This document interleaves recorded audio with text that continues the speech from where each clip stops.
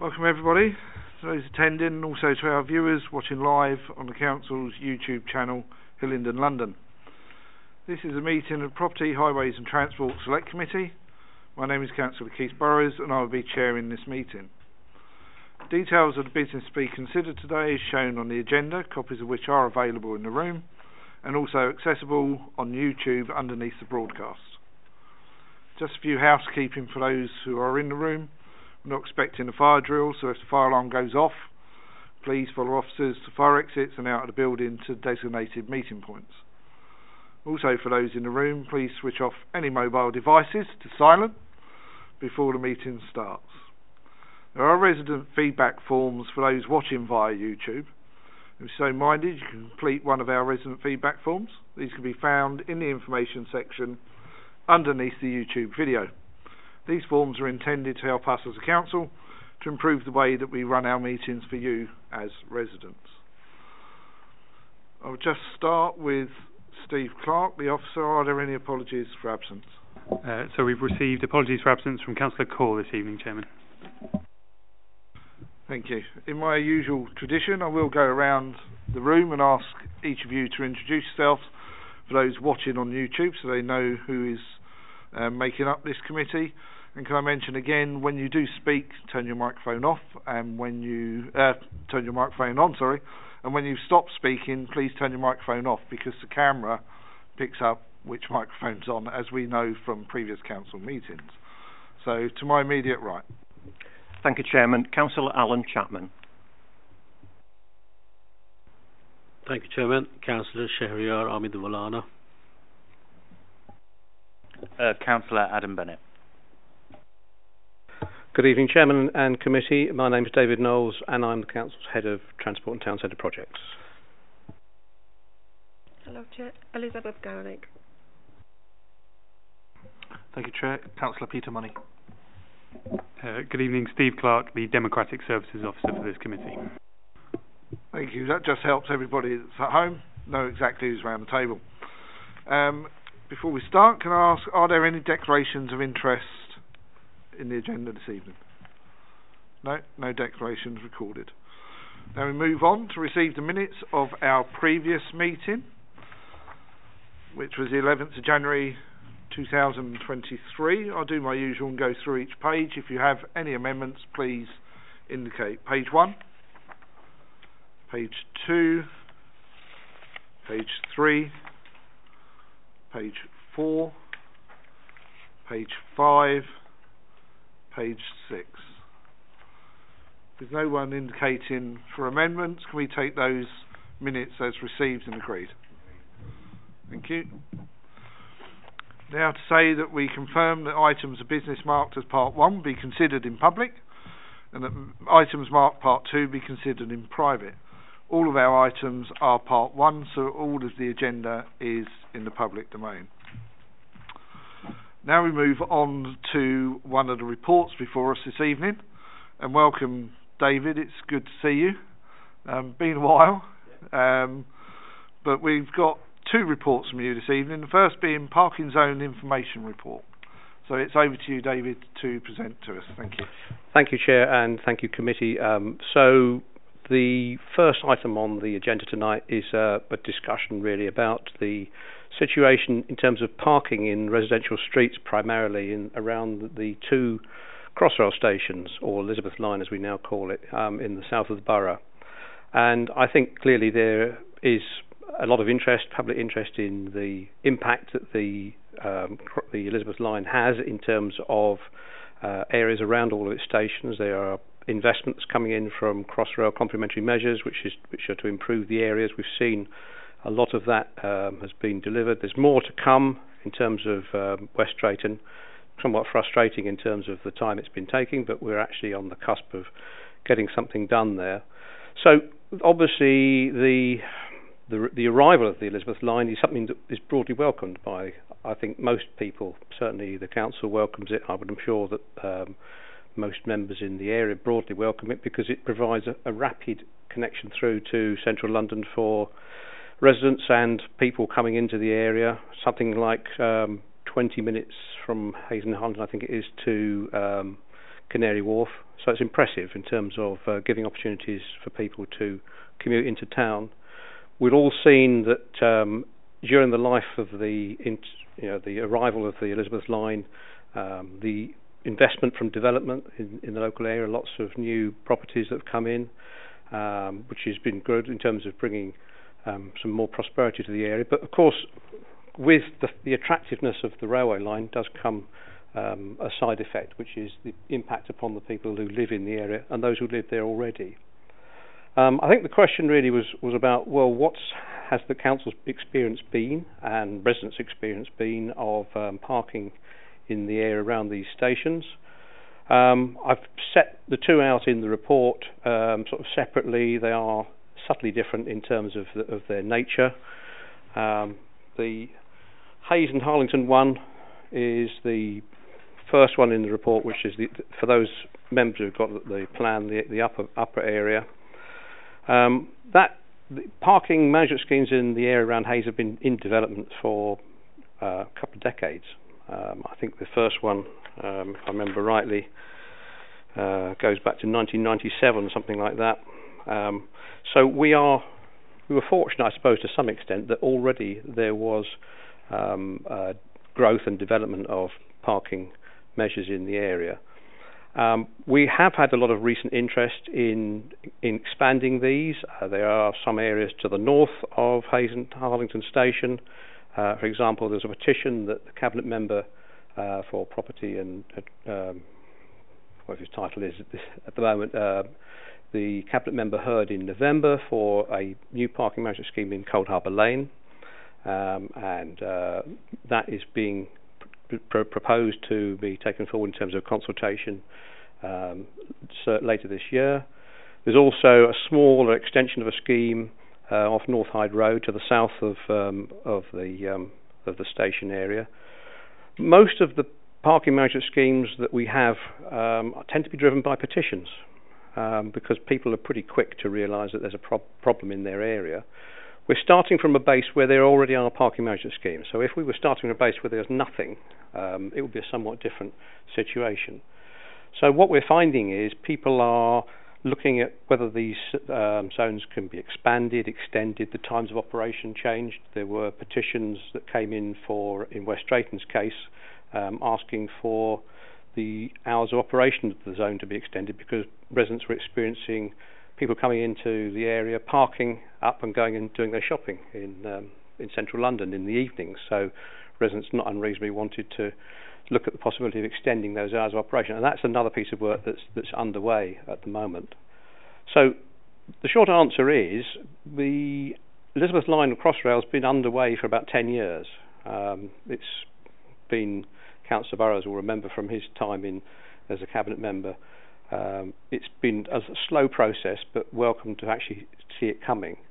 And it's been good to find that because we already have a legacy of parking management schemes, they're rather evolving rather than being created from new. And in terms of our inboxes, and I obviously be interested to see what members have to say, I wouldn't say it's been extensive in terms of the concerns about parking in these areas because there already are parking management schemes. It's more a concern that they would like these schemes to be modified, perhaps extended and improved. So I think that's really the story in essence. Now, obviously, my report, which I won't go through blow by blow, gives details of every single parking management scheme in the area of both those stations. The map of the parking management schemes across the whole of the borough is quite interesting because if you were to compare this with the parking management scheme map for, say, Ealing or Hammersmith and Fulham, they are almost totally covered by parking management schemes. That's what tends to happen. When I first was in this game, if you like, 30 years ago, there were still significant areas of Hammersmith and Fulham which had no parking management schemes, and Ealing also had no parking management scheme at all in Southall, for example. If you look at the map now, it's expanded considerably. Hammersmith and Fulham is entirely covered by parking management schemes, and Ealing is substantially covered by them. Whether it will happen in Hillingdon to the same extent is difficult to know because, of course, being an outer London borough, in many ways we're quite different from boroughs as you go further into London. So I think that that's probably enough for me for the moment, and I'm happy to through the chair, to hear any questions you have. Thank you, David. I think you're right in what you're saying. These two particular areas, we've already got established parking management schemes. So it's easier to add to it than it is, as you say, start from scratch. Because when you start from scratch, that's when you do run into a lot of issues, as we've known from the past. I just have one question for you. When Elizabeth Line was finally announced that yes, this thing is now going to open, it's going to run, the stations are going to be functioning, etc., etc., did we see an increase? Did we see a spike at that point from residents saying we want you to change this, or petitions coming in, or has it just been more of like a plateau and they're just coming in gently, if you know what I mean? I think it's been fairly gentle. There's been an heightened interest because people realise, the very fact that there's a lot of public interest in the Elizabeth Line itself. So people start thinking, they put two and together. Why are those cars parking in my road? Is it because of that new super duper railway line? So yes, we've had some increased interest. As I say, both of these stations in the broader area, we are working on alterations or extensions. For example, I think it's Hyde Way in Hillingdon, just south of North Hyde Road. It's a road that's been asked in the past. As you will know, very often people say we're very annoyed about the problems of parking our road. Sometimes the council presents them viable options, workable options, and when people are presented with that, sometimes they say, well, thank you very much, no, I'm not sure I do want that. But sometimes they come back again and again.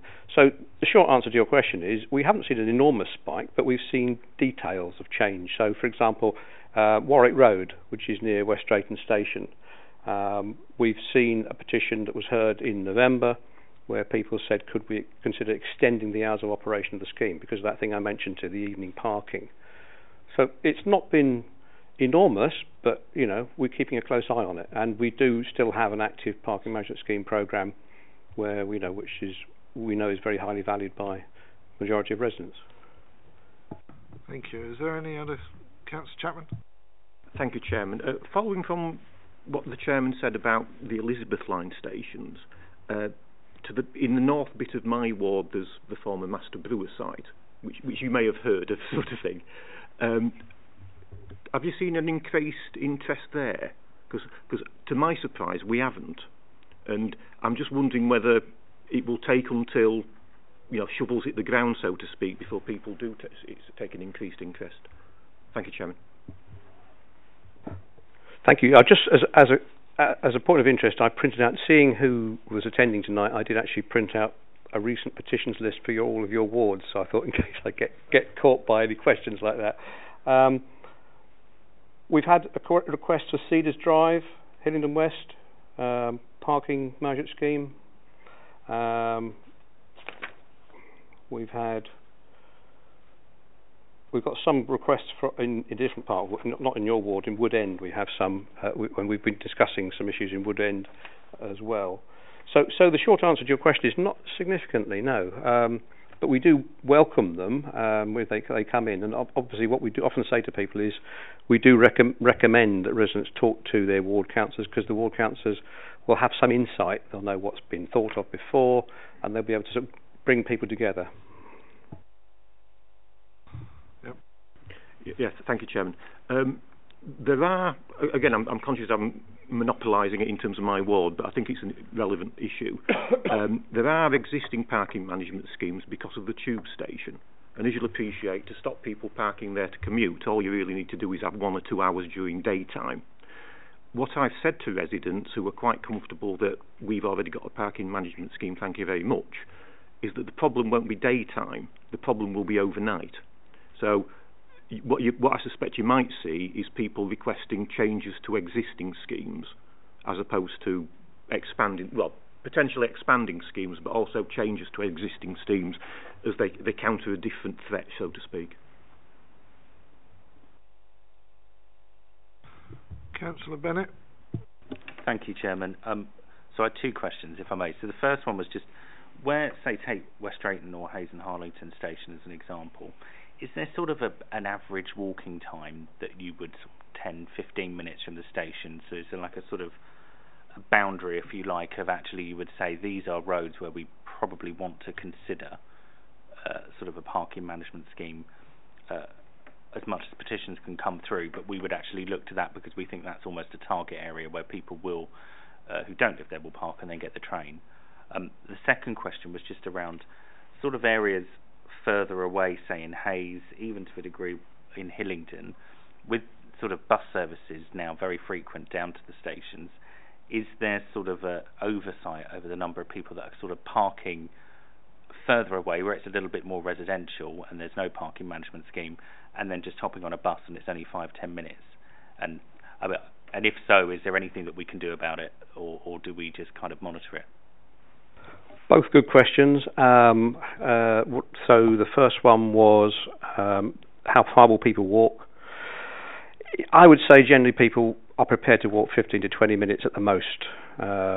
What will happen is they find that there isn't somewhere near the station where they can park. They'll choose another station to terrorise. So they might go further out. They might somewhere else.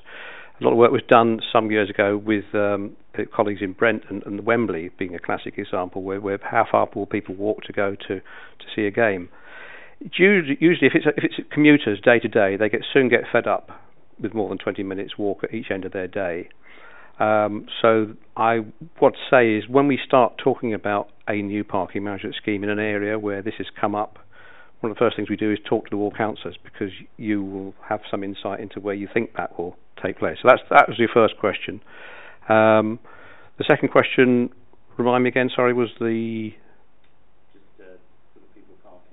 People parking, yes. So the fly parking, as we call it, yes. I mean, clearly, Councillor Money and his colleagues will know a lot about that in the area near Heathrow.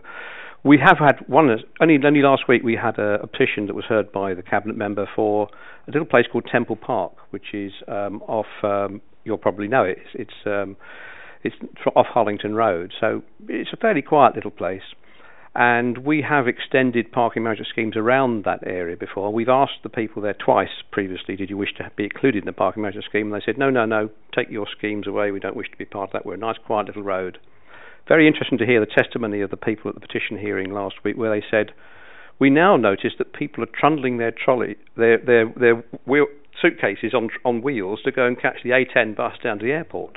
So yes, it does happen. What we do tend to do, though, is to rely upon the residents asking us about it, because, as I said, those people were asked twice before, and each time they said no. So it's I'd always say talk to the ward councillors, because then they can put extra oomph behind it, and we can look at the possibility. We do keep an eye on it because we're aware of it, but we don't impose these schemes upon the people. These schemes are always ones that we like to be resident driven, so they come from the community, if you like. Councillor Wallana. Thanks, Chairman. My question is around the process of PMS. Once it's approved by the cabinet member, how long it takes normally to get implemented? It's a very common question all the time. And again, another good question. It depends to some extent on the steps that are taken through the process. What we normally do, we may have heard a petition. That's the typical way these things start out, and then it gets put into the programme, which means that it has to take its place in a series of schemes that are being looked at. And there's a small team that does all the investigative work. The first thing we normally do is an informal consultation, because, as we all know, whilst petitions are extremely good and a useful means of people letting their views known, somebody comes and knocks on your door and says, come on, will you please sign my petition? And I suspect some people say, oh, well, I'll sign the petition just so that they'll go. No disrespect to it's a good function that people provide to actually get these petitions. So our first job really is to do an informal consultation. Do you really want this? These are the things that are involved. You may have to get permits depending on how many vehicles you've got. You do realise that visitors that come to see you will have to have visitor vouchers. People don't necessarily think these things through beforehand. an option might be the one that Councillor Chapman mentioned about having a scheme which is quite simple, which is just an hour or 2 hours during the day. So we go to people with those options, and we usually give them 21 days for a response. That's then fed back to the Cabinet member in terms of a report, a Cabinet member report on the outcome. So that's a public document. So everybody knows that the Council asked everybody, and this is the views that they had back. We obviously are very circumspect into the detail. We don't start putting people's names who actually fed back, but we can give an indication of how the roads reacted. If there's a positive response, we obviously report to the ward councillors once we've reported to the Cabinet member. If there's a positive response, we move forward to the formal process.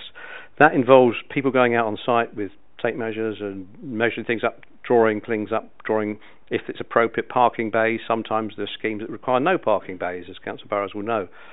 And again, that's a process that involves a formal consultation. Notices on the lamp columns, a bit like a planning notice, advert in the Gazette, if you can find a copy of the Gazette. Also the London Gazette, which is still the formal legal paper. And this is what's called a traffic management order, and it's a notice of proposal. So in other words, the council is thinking about this, and anybody has the right to object to that. And that's again a 21-day process. At the end of that, it's not unusual to get objections, particularly if we're trying to push out commuter parking, because the commuters have a right of reply and they can say, it's been unreasonable, the council, you're making it very difficult for me. The decision process is then for the Cabinet member to decide how he wishes to do, how to go forward. He may then make a decision and then a call-in period. So the short answer to your question is it's typically 3 to 4 months. Can be longer, can be shorter, depending on the size of the scheme. Some schemes are relatively simple. So, for example, if your residents are living in a cul-de-sac, so there's no through route anywhere, quite often we have what's called a past this point scheme, where basically there's a sign that goes up at the entrance to the road, which basically says in effect, only residents may park in this road. And we don't necessarily mark that out with bays and what have you. And that's relatively simple to implement. It doesn't require ordering lots of signs and lots of white line markings. If it's of course a bigger scheme, such as the sort of schemes that we were talking about here around Haystown or West Drayton, if it was a new scheme, it might take a month or more just to implement. So I would say anything from 3 months to 5 months, depending on the size of the scheme, if that helps.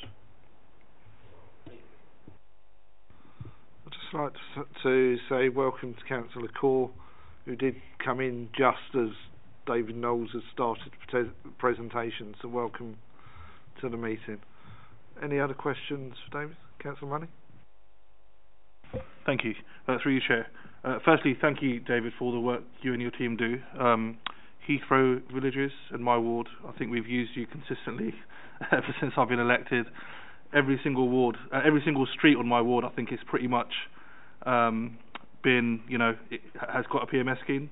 And I think as recently as last year, I think we've just had an extension to a scheme, and I think there's another one in the pipeline where we've got these park and fly people causing chaos up and down Sipson Lane and Harmonsworth Lane and all these little lanes that don't have schemes, but you're doing the right thing. It's something the residents are asking. So yeah, thank you for that. My only thing is the process that Councillor Wallana said. The process can sometimes be a little bit long, and I think I think a lot of it is needed. Definitely, the informal consultation and the formal can sometimes take a bit long. But yeah, we're very, very thankful in Heathrow Villages for your work. Okay, thank you for that. I've just got to say very briefly to respond. I realise how frustrating it is. People would like to see these things in as quickly as possible. I suppose one has to be mindful of the fact that this is a legal process, and ultimately the penalty charge notices are involved. So we only need to have one scheme that was introduced in a substandard way that was not done properly, and somebody with a very clever solicitor. We have heard horror stories in some local authorities, thankfully not Hillingdon, where the councils had to refund lots of penalty charge notices. So it's absolutely important that we get it done right through the legal process, and the reporting process, which is where the Cabinet members come in, gives coverage to and I think gives comfort, hopefully, to ward councillors too, that you know that process has been followed through. Whereas, we wouldn't want it to be a situation that people just said, "Oh, the council's just done that because it wanted to." So, but thank you for your kind words. Appreciate that.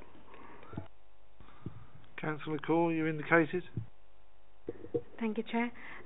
David, thank you for all you do. And you just mentioned Woodend, because I and Ella have inherited that ward, and suddenly we come across all those petitions, and because for some of the cases, we've been told that in informal consultations they wanted a PMS, but then during the formal consultation, the residents decided, as you said, because when initially they might not realize what it entails. What happens when they go back? And my second question is, now that the parking management scheme is going to be charged, like residents are going to have to pay a considerable amount of money, do you think any of these changes will reflect on the way these parking schemes are coming up, or no? Thank you. Obviously, I mean, I'm not sure, I can't really comment too much on the issue about fees and charges. That's obviously not an area for me, and I understand there's been a consultation, and I think I understand also that there will be decisions made on that later this month. So, but the question is, you had two questions really. One was, do I think that the introduction of charges or increasing in charges will have an impact on these schemes? I think inevitably yes, it will. It's obvious that it will, because that's part of the equation that people think about in terms of whether they want new schemes or schemes to be extended. If they feel that there is added pressure on their purse, then inevitably that is a factor that they must take into account.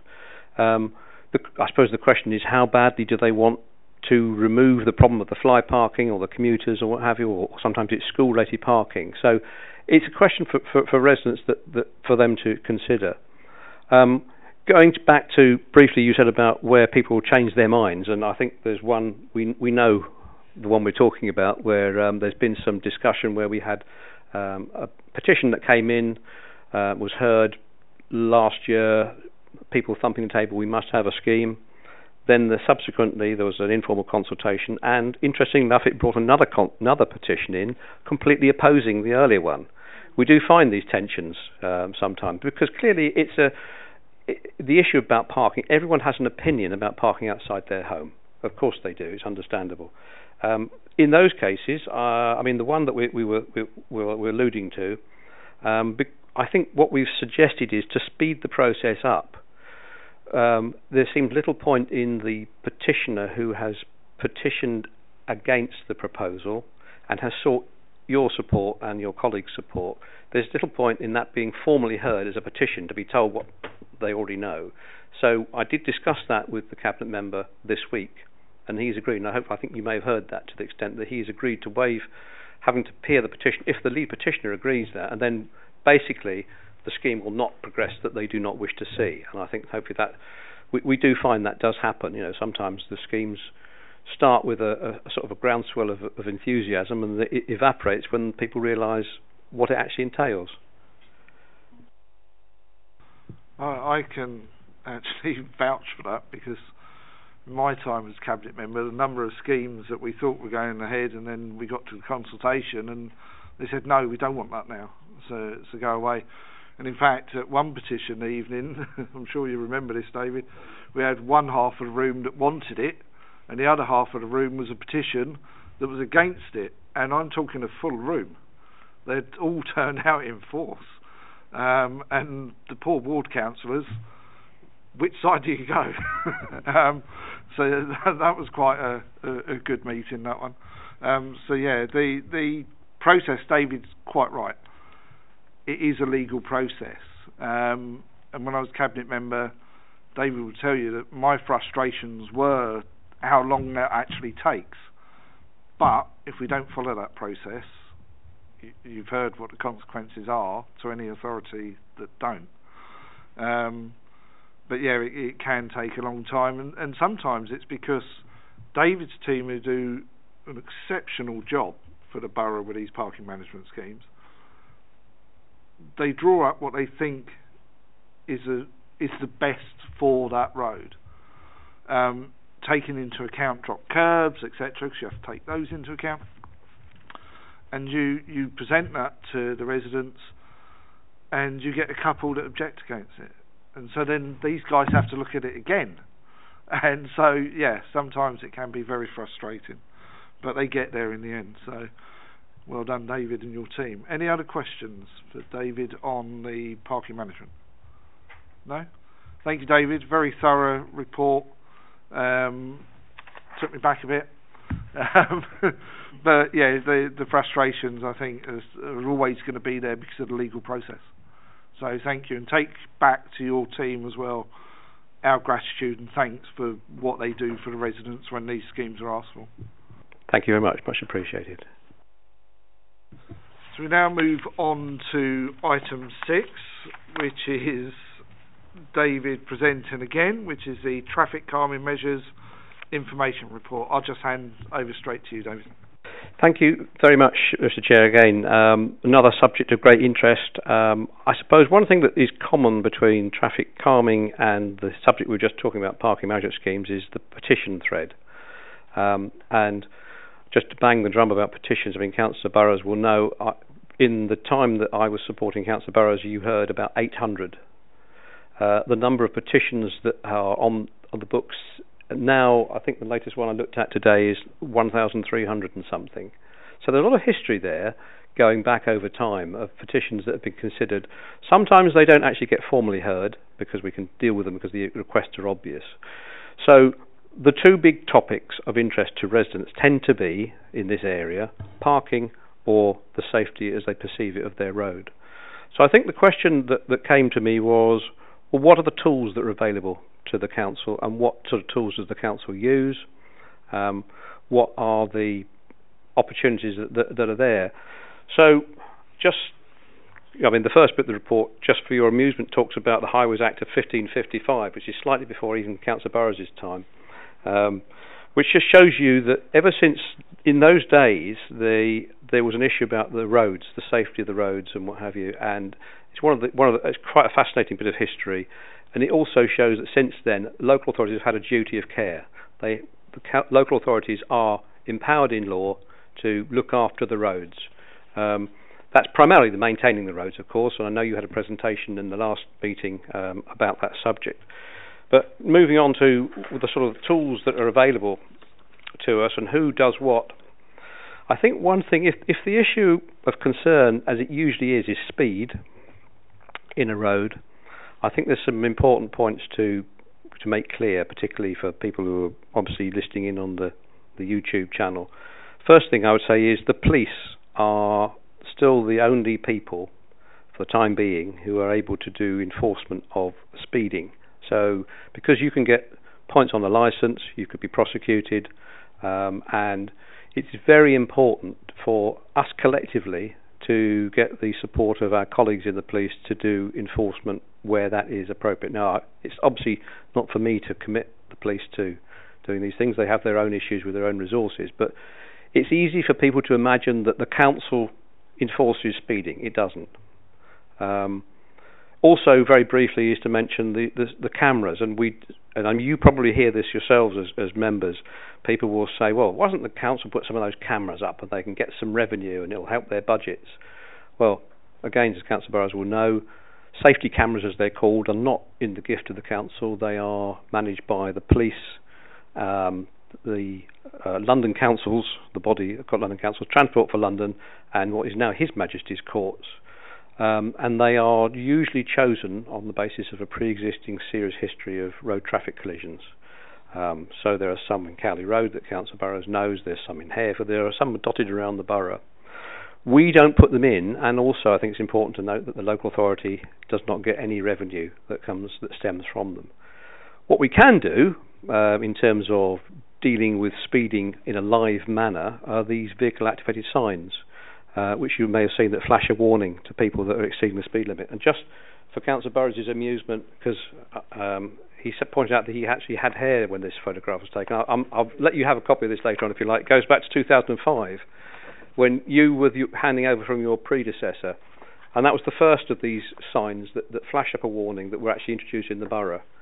The good news is that we have just agreed the purchase of a new set of these, and what I would say is I have a regular discussion with the cabinet member, and if, as members, you have a feeling that there is a road that would be worthy of attention, please do talk to us. Obviously, petitions are a good way to get that sort of thing through the process.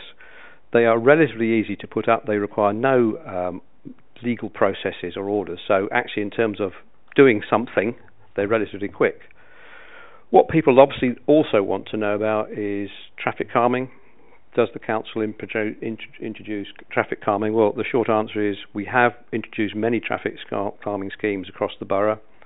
They have tended to be of the vertical traffic calming type, where we don't put the old-fashioned speed, what they call the rounded sleeping policemen, as they used to call them. You might find those in a supermarket car park as you go in and out of places, but we don't put them on the public highway because basically they're not safe, and they also have a question mark about how they cause traffic to accelerate and slow down between them. But we do sometimes consider speed tables, and I know it's a subject of great interest to Councillor Chapman, which I'm sure you'll bring up in a minute. What I would say is sometimes councillors are advised, well advised to tell their residents, be careful what you wish for. One of the petitions that was being heard last week was for a raised table to be removed because the residents who lived nearby were unhappy with the noise effect of skip lorries and other sorts of vehicles going over the top of it. So whilst a speed table is probably the best way to physically slow traffic, there are consequences that the residents concerned do need to bear in mind. I remember some years ago there was a campaign in West Drayton called Dump the Hump. You might remember that, Councillor Burrows, where a scheme had gone in, and then after a few years the residents said that they wished to see the back of these humps. The other sorts of traffic calming that you occasionally hear people talking about are chicanes. So in other words, instead of having something that you thump over, there's a thing that actually is an obstruction in the road. What I would say is they're seldom used in a residential road, certainly not used on many of our roads. There's a question mark as to whether they actually provide a challenge for the boy racers, because they can race around them. The one place you will see them these days tends to be on the entry to a village. So if you go out into Bucks or Hertfordshire or something like that, you might come across a little village. Oxfordshire they're very popular there, and you say welcome to such and such a village, and there'll be a chicane as you go in, and it basically tells you, oh, I've been out on the fast bit of road, and I'm in the village. So there's a whole raft of measures that we can consider. There are crossings. There are formal crossings such as zebra crossings, which are familiar. They date back to 1947, I think I said in the report. They were first introduced. Traffic signals, they can be considered in certain cases, whether it's just to control a junction or actually to help people cross the road. They are introduced by Transport for London, not the council, although we would obviously work with the TfL if we actually felt there was a case for something to be introduced. Typical concerns about road safety, and these are probably ones that you as members probably hear quite frequently, would be perceived vehicle speeds. It's very dangerous in my road, the traffic's too fast. There's a blind spot. So in other words, there's a bend where cars park on the bend perhaps, and so it causes a problem. Visibility issues in general, perhaps it might be a junction where there are vans that are parking.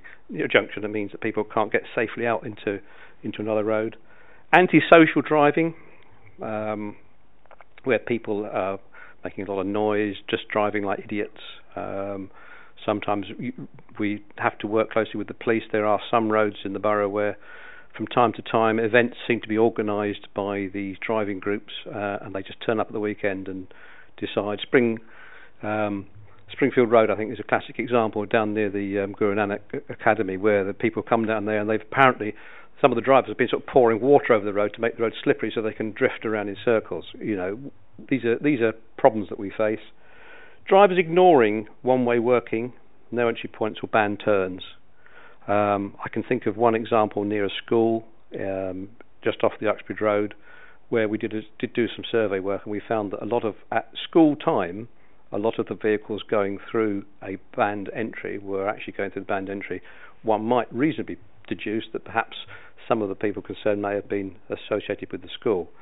Oversized vehicles using residential streets, so lorries going down the road, that's one which has proved increasingly popular. We've actually introduced a number of 7.5-ton weight limit schemes which actually prevent really sort of large builders' lorries and that sort of thing thumping down people's streets, and they can be camera enforced, which is quite useful. Outside a school, problems with people pulling up right outside the school, causing obviously concerns for other parents and the children going to and from the school. We actually have school keep clear zigzags, markings, and the cameras that has been introduced about all over the borough alongside those. Traffic calming requests. I've mentioned speed cameras. Changing the speed limit. That's an issue which comes up very frequently. We have reduced some speed limits in the borough. They need to be appropriate and they need to be supported by the police, ideally. I think that's probably enough from me as in the initial thing. Low traffic neighbourhoods I would mention as well, which is a popular subject which I know has been with a lot of public debate about those in other boroughs. So really, Mr. Chair, questions invited. Thank you, David. Again, a thorough report. I have to say I did chuckle at the 1555 Highways Act, where they had to, in the Easter week, every parish was to elect 2 honest persons and a parish to serve as surveyors of highways. Brilliant. And then their report had to be on the first Sunday after Easter and 4 days before the 24th of June. Excellent. Thorough again. You're quite right about the cameras, because the number of petitions I used to get saying that that's what they wanted us to do, and we had to explain, well, it wasn't within our remit, we can't do that. So that's quite right. The VAS signs, I'm glad that we're still ordering those and using those. And I'm assuming we are still got the mobile ones, haven't we, that we're still moving around on a regular basis. But yeah, it was a good read, as I say, and you started off brilliantly with the Highways Act of 1555. But it shows again the depth of your team and what they actually do as well for residents of the borough to ensure that our roads are as safe as we can make them as an authority. We can put these measures in, but obviously it's still down to the drivers at the end of the day to obey, as you said, the band turns, etc., the one-ways. But yeah, it's a very good report. Councillor Chapman, you indicated. Thank you, Chairman. Thank you, David. Again, I did find it to be an excellent report. You mentioned the noise due to speed tables and HGVs banging on it. I must admit that made me think of Ryfield Avenue, because we get complaints about that there. And when I thought of Ryfield Avenue in the context of traffic calming, I inevitably remembered the granite blocks that we used to have. Yes, exactly. Yeah, they were the bane of my first. They were you have to be a certain age, I think, to remember them. And I used to have hair then as well, Chairman. Thank you. So thanks for that trip down memory lane that I've just been going through for the last 5 minutes. What I was going to ask you about, as you know, because I did mention to you earlier, firstly, in terms of a speed table as opposed to a speed bump or whatever you want to call it, how shallow do they have to be by legislation? Because the complaint often is that they're that shallow, people just drive over them, of course, sort of thing. The other question I had, I always think psychologically, if they could be painted a different colour, as we've discussed, as you approach it, there's got to be the white triangles, but the actual top of the table is the same old boring tarmac as on either side. And it just occurs to me that in certain places, if it could be red or yellow or some other sort of hazard, I'm not necessarily saying on a main road, but in certain circumstances, if it was a different colour, psychologically it would sort of make people stop, well, slow down anyway. Is that legal or is it viable? Thank you, Chairman. Well, first thing first, you asked about the humps themselves, or the speed tables themselves. And well, the They are defined in legislation. There are design standards, the Road Hump Regulations 1999, and there's other regulations that are associated with that. As a rule, they should be no more than 75 millimetres high from the adjacent carriageway. The actual angle of the slope is less well defined. It tends to be about 1 in 20, I would suggest. What is interesting is that we had the petition hearing I mentioned last week, where a petitioner was saying, please, I'd like the speed table to be removed. From testimony in the room, somebody who came along and added their testimony, they said actually they wanted the humps to be steeper, so that lorries coming along would actually stop and not go over them. So there's clearly a range of views on that. But clearly, I mean, as a duty of care, we have to make sure that what we put in is fit for purpose. That's the first thing. In terms of a colour, yes, we do sometimes we have put different coloured surfacing on the top sometimes. The issue tends to be the ongoing maintenance costs. So you can get different colours of tarmac, so it doesn't have to be black, it can be red. In fact, the law doesn't really specify. You could have blue tarmac if you wanted to, or green, or all sorts of pink, but I think probably that would be somewhat expensive and probably counterproductive. I'm sure that Poonam, that you met at the meeting last time, would be attacking me with sharp sticks if I suggested too much of that. What we have had though sometimes is on the top surface of a speed table, we sometimes put an anti-skid coating, sometimes red, and that sometimes can help. Clearly sometimes the surface of the raised table has a crossing on it. It might be a zebra crossing, in which case of course that in itself is more conspicuous. Simon, I hope that helps. Yes, Chairman, thanks. Cool. Thank you, David. I just wanted to know, as you must understand, that some traffic calming measures do not work without enforcement. Like you said, you put zigzag signs outside the school, but if there's no enforcement, the issues still remain. So what happens in that scenario? Because traffic enforcement, unlike the speeding thing, which is with the police, traffic enforcement comes under the council, isn't it? I think we need to clarify, if we're talking about speeding enforcement, which is if people parking on, say, zigzag lines, or parking on double yellow lines outside schools? Oh, okay. Well, outside the schools, there are cameras that enforce those. It's called a moving traffic contravention. So, without making a long story of it, legislation changed in 2004, which passed a lot of things that used to be dealt with by the police to local authorities. A lot of moving traffic contraventions. So, for example, if you go through a no right turn, you go through a no entry, if you park on a prohibited place such as outside a school, you park in a bus stop, you drive in a bus lane, various things like that. Camera enforcement can be used for those, and therefore somebody has the possibility that they're going to get a penalty charge notice, and we find a very big deterrent. Because of other changes that were made in what we're legally able to do, we're no longer able to do parking enforcement by camera. That is a change that was made by government probably about 10, 15 years ago, something like that.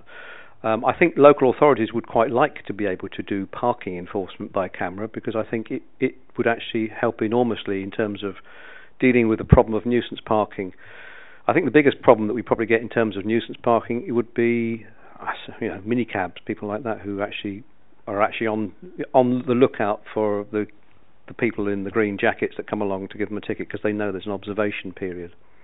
So enforcement, what enforcement do? We enforce all those movements I told you about, and parking on bus stops and what have you, ban turns, but we do not enforce speed, which is very often the biggest issue of concern to people, and that is where we do plead to some extent with our colleagues from the police to come along and do some spot enforcement. And if we do a survey, I mean, typically you may be aware that if we have a petition hearing, and the petition hearing says we're worried about speeding in our road, one of the first actions that the Cabinet member usually asks us to do is go out and do a survey, do a proper survey with these tubes across the road, which the police tell us are the most reliable form of survey that you can get.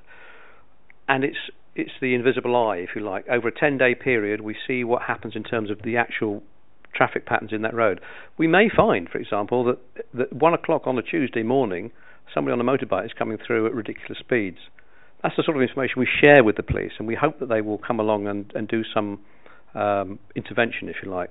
But I can't commit them to doing that. I think you probably would share my desire that there was perhaps more focus given to of enforcement of speeding problems.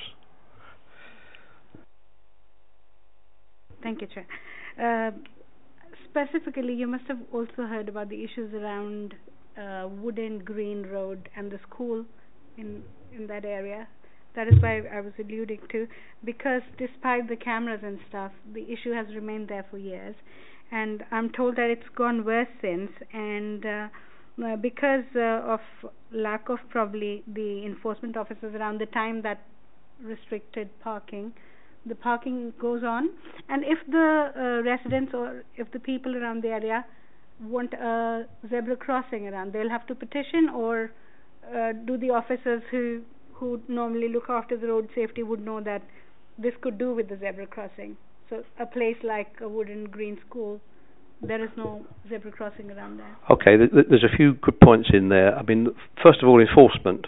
Obviously, that's my colleague Roy Clark, who's the head of parking enforcement, and I'm sure if he were here, he would be saying that they do their best to cover all, but there are about 100 schools in the borough, so therefore they have to, if you like, spread their resources to some extent. There is also the fact that, as I said, that sometimes, because there's an observation period, very often people... We've had the issue near a school that's not far from here down the Uxbridge Road. I won't name names to shame schools in this forum, but where we know that some of the parents keep an eye out for the civil enforcement officers to actually, and then sort of tell their friends so that they can nip off.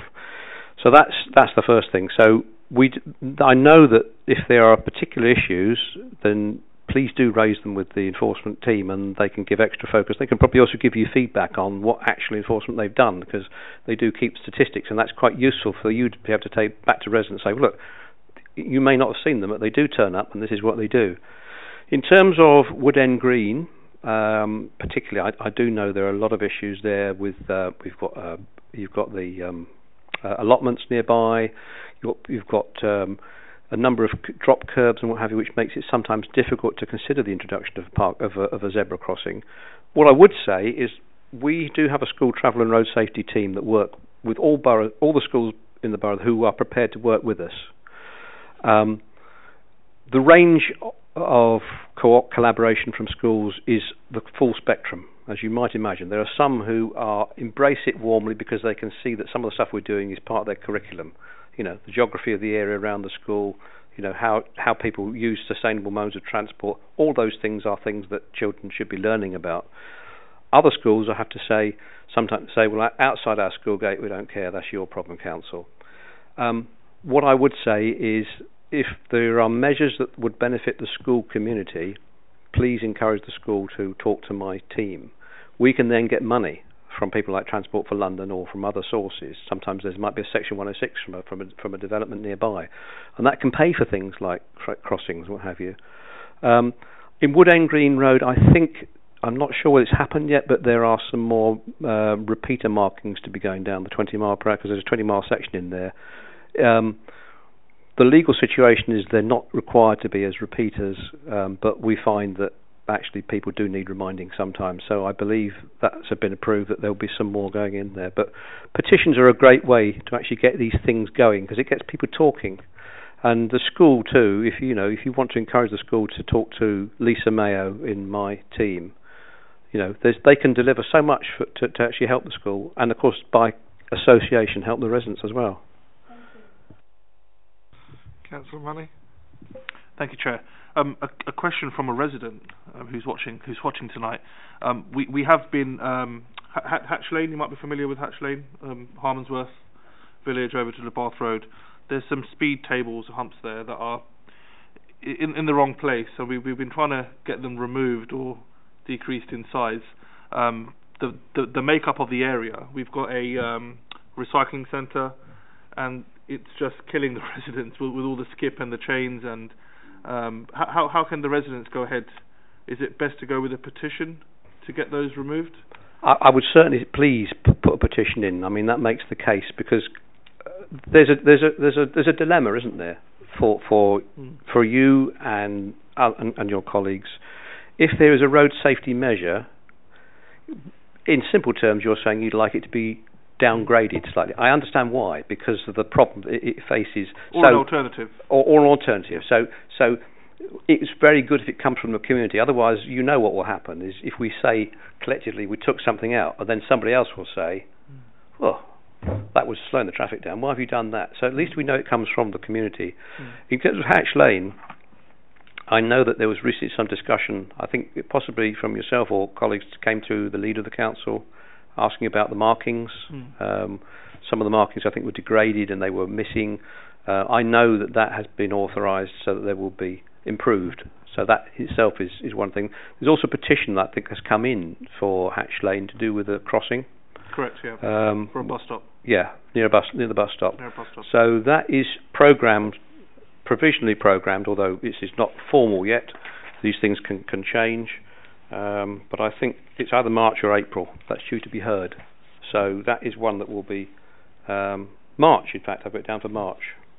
So that's the next round of petition hearings. So we'll hear that. But I would certainly urge residents to say the sort of things that they're prepared to see, because then collectively you have clarity and we have clarity what it is they're prepared to see changed. And that issue about lorries thumping over them is the very point I made. It's a dilemma, isn't it? Just to follow up, please, Mr. Chairman. When it comes to petitions, not for the previous agenda, not for parking management schemes, for traffic calming measures, what would you expect the typical time frame to be? Because we find that residents complain about this once they've been to the petition hearing, from when they go from the hearing to when there's something actioned. It can take, well, in my experience, it's taken over a year in some cases. And the programme of works, it's I don't want to call it a secret document, but it's not a document that residents are privy to, or even us. Is that something that can be made a public document, or is it just so residents have some clarity on what the works are and how they're ordered? Okay. How they're prioritised. I mean, to answer the question about the time these things take, I mean, I'm not making excuses, but obviously the COVID crisis has made a massive impact upon that. A lot of the funding that we tend to use for these sorts of measures tends to come from Transport for London. Obviously, because of the fact that people were not using public transport, the TfL revenue collapsed. So whereas we normally have a certain amount of money every year for about a year and a half, 18 months, we had a situation where we were going back to TfL every couple of months and getting bits of money thrown at us with very specific criteria attached to them. The good news is that for the next financial year, we believe, or we're told by TfL, we'll have a full unfettered year of funding, and they believe that they should be in a situation for the next 2 to 3 years to have a continuity of that. In other words, they're not relying upon Department for Transport giving them funding to that extent, so they are hoping to generate funding internally from their revenue, because they're supposed to be a cost-neutral body. That's the theory. These things do take a time because it depends on what actually is involved. If there are traffic calming measures involved, there has to be a consultation. There has to be a notice. It's a bit like parking management schemes, but it's slightly different.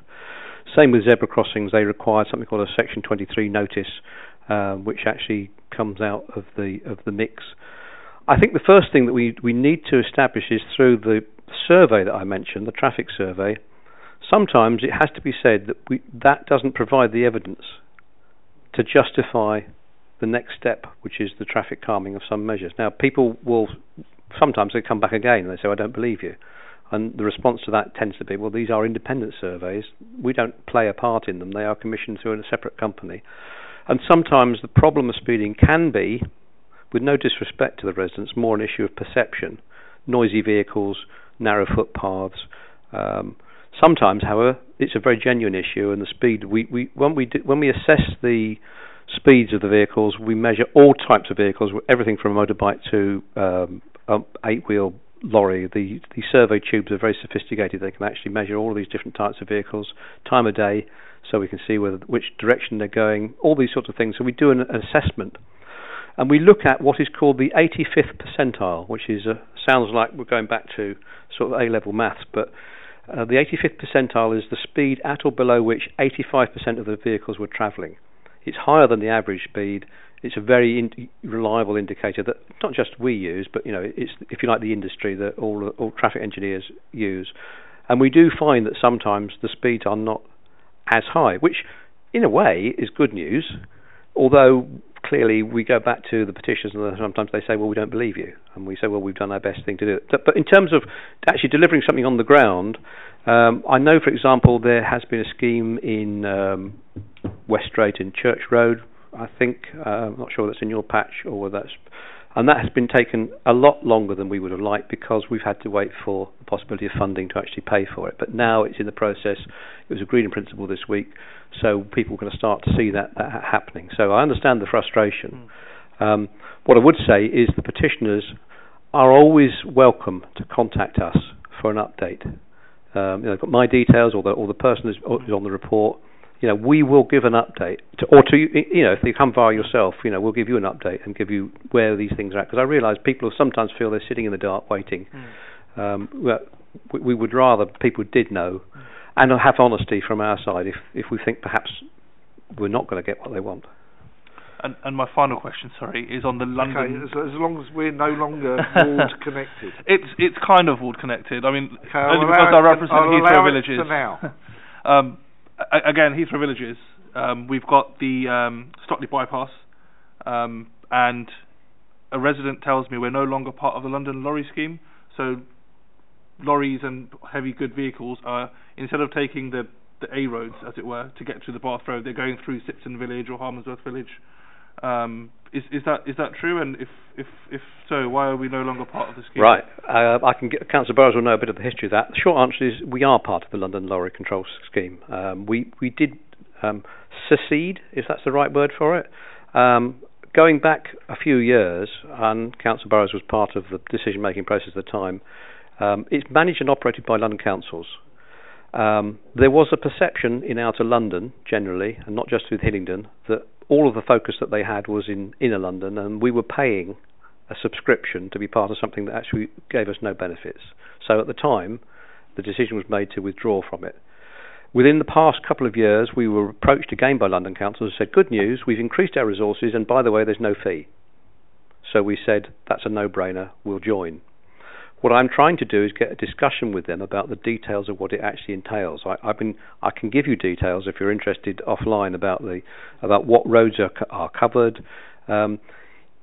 People sometimes think it means things it doesn't actually mean, but it's trying to find legitimate routes for heavy goods vehicles to take. A lot of things have changed about large vehicle movements. For example, because of the way we live has changed. So, for example, you will find there are many large depots where extremely large articulated vehicles come in and bring all of the carrots and the goodness knows what, so that Mr. Ricardo can come round and deliver it, or Sainsbury's or what have you. So the nature of some of the vehicles has changed. But the good news is we are part of the LLCS, and because of you've asked for it tonight, I will go back and because I actually only asked in the past couple of weeks for an update from London Council. I'm very glad we're part of the scheme. My understanding of the scheme is that the local authority, your department pretty much, would say to London councils or the scheme operator that, this is a little village, we don't want anything going through here. It wouldn't be down to residents or petitions, it would be down to the local authority to say, no, this is not a good route for obvious reasons. I'm glad we're part of the scheme, or back with the scheme. Councillor Bennett, you indicated.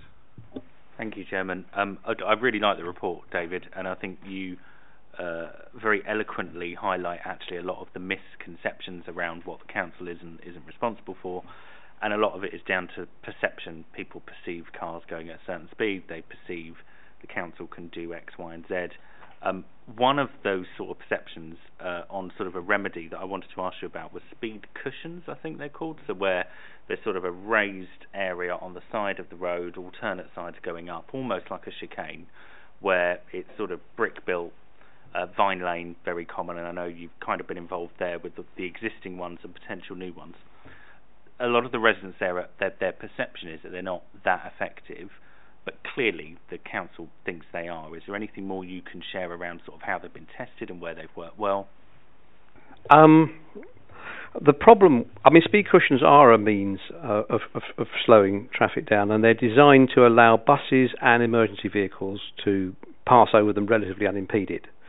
The idea is that a smaller vehicle should actually find that it has to slow down in the same way it would with a speed table.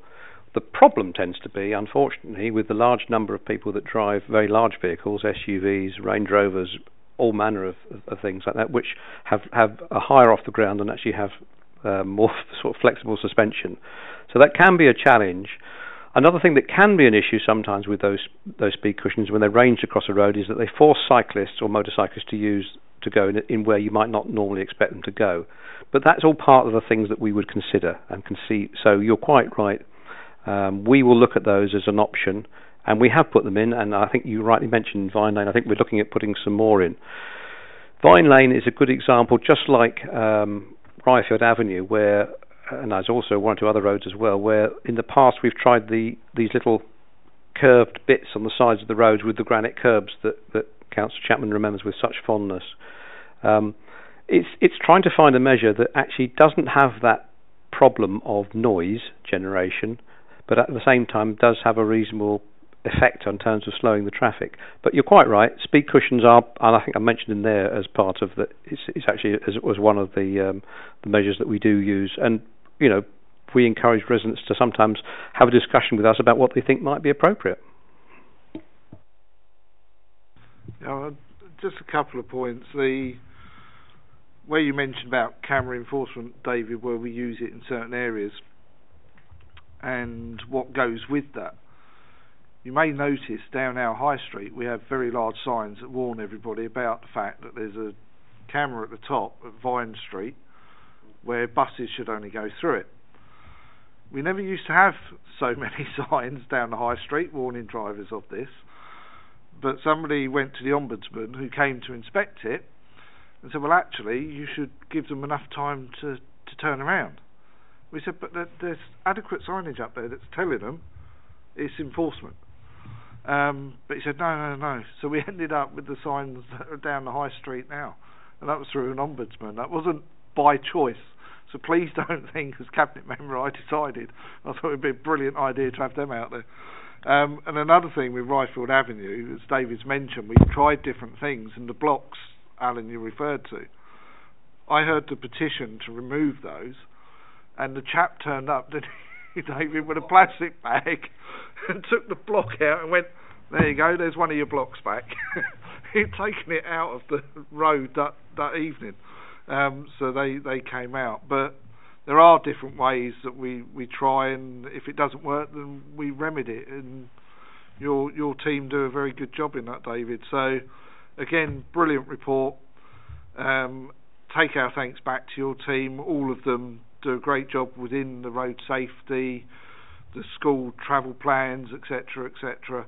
And I know that from personal experience, not just being cabinet, but since, when I've sent in any members' inquiries about various things, I've always got a very detailed response back. So, and I'm sure other councillors around the table have. So please take our thanks from the committee back to your team again. So thank you. Thank you very much. And thank you as well for attending this evening. And if you do wish to go whilst we discuss the last two items, then you are more welcome to go if you wish. I do think I have an appointment with a cup of tea and a bit of cake. So if you don't mind excusing me, thank you very much, everybody, and very nice to meet you.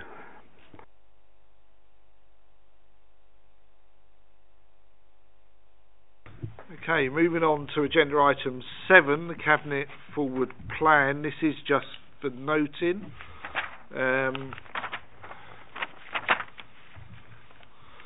we go through this, we've got structural works at properties, fleet replacement programme.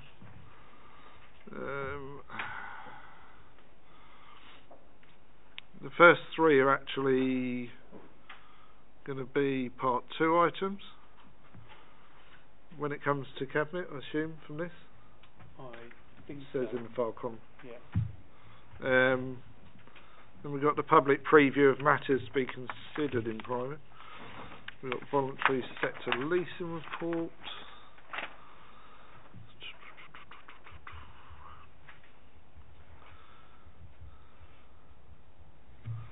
went through this, and there wasn't anything. I don't know how other councillors viewed it. There wasn't anything that leapt out that said that we needed to pull that and review it.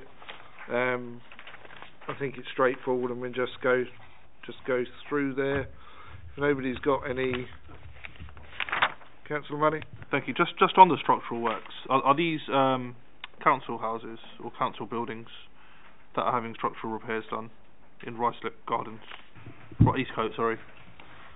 I think that's something that Steve will have to find out for us and email back to us, because it's going to be a part 2 anyway. Okay, sure. The cabinet. Sure. And again, with the Battle of Britain bunker, have we found contractors, and is that underway? Yeah, I do. So is that part 2 as well? It will be part 2, but I believe the agenda for cabinet was published yesterday. I can't recall if that was on it. It may have been pushed since this forward plan has been published. Sure. But I'll double check that and get that back to you offline. Thank you. Apart from those comments, are we happy to note the forward plan? Moving on to our work programme, I'm just going to pass to Steve very briefly to give us an update on the resurfacing review and part of the programme. Yes, so I think you'll note that under tonight's meeting, it does say that there would have been a witness session for a third witness session for our review into highways resurfacing. That witness session is being replaced with a site visit, the details of which are being kind of drawn out at the moment, and we'll be inviting members along to a site visit. But so that's an error in our work programme there. Not a witness session tonight. We'll be doing a site visit in the next month or so, and members will receive more information about that offline. Yeah, it's going to have to be in the next month or so, because in April everything changes again, I expect. Because we have the AGM with the council, so I think we do need to go for a site visit pretty quick, especially if anything from the site visit is going to feed into our final report. Exactly. Yeah. So we do need Poonam or whoever's responsible to give us that date as soon as possible, please. But looking at the programme, 7th of March is our next meeting, and then the 6th of April is where we discuss the final report to go forward to Cabinet. We have, just going through the March, we've got the quarterly performance monitoring models. Going across here, we've got the forward plan, which we always have. Renewals, repairs, building safety strategy, and then obviously in April, that is obviously also in March, we're going to be looking at findings. So technically, we need a site visit this month. Yeah. At least. If we're going to start looking at findings for the final report on March 7th. Yeah. And then obviously April is our final report to Cabinet. Is that programme agreed and noted? Well, thank you for all your input. If anybody wants to laugh, that is the photo that was passed to me. You can pass around if you like, because it was a sunny day and I did have hair, as David alluded to at that time. But thank you for your input, everybody, and I'm glad Councillor Core, you were able to get here this evening. I know the circumstances why you were late, and I hope things are okay. And thank you, everybody. Thanks for your input.